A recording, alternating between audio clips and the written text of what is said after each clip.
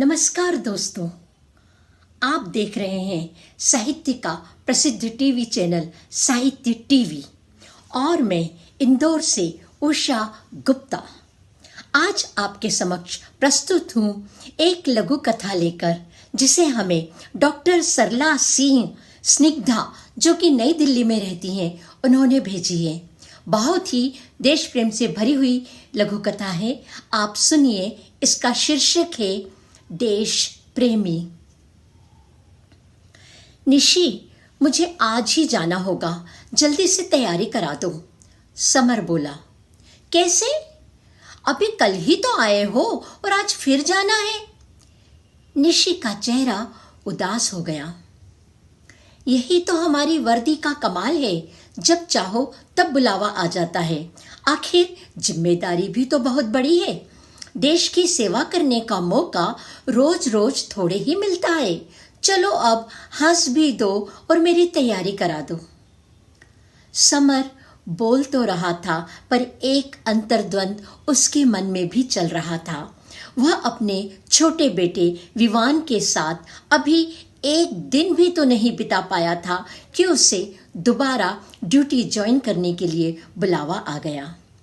खैर, सैनिकों के लिए हमेशा ही परिवार गौण रहा है और देश मुख्य। समर अपनी ड्यूटी पर चला गया।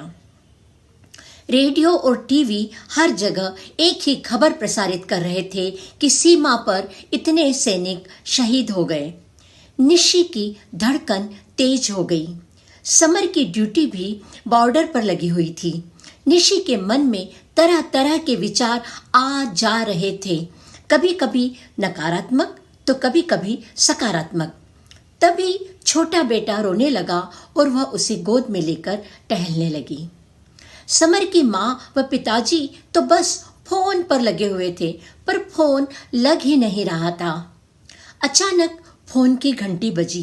तीनों ही एक साथ एक ही समय में फोन की ओर बढ़े।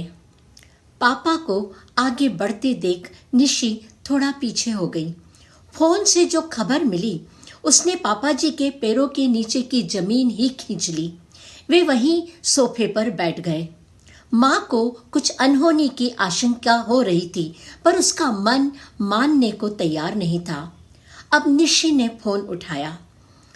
उसके मन में दुनिया भर के गलत विचार आ रहे थे। फोन पर जो खबर मिली उसने उसका सब कुछ छीन लिया।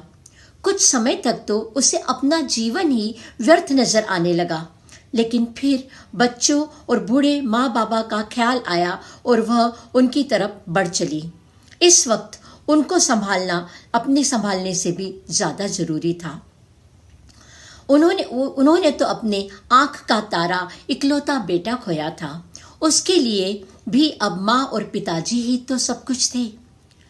सब कुछ निपट जाने के कुछ महीनों के बाद निशी ने भी माँ और पिताजी की आज्ञा लेकर फौज में भर्ती के लिए आवेदन कर दिया। बच्चों को तो वैसे भी माँ ही संभालती थी, अतः उसे बच्चों की इतनी चिंता नहीं थी। आखिर एक दिन वह फौज में शामिल हो भी गई। निशी को फौज की वर्दी में देखकर उसके ससुर जी यानी कि पापा जी का सीना गर्व से फूल गया।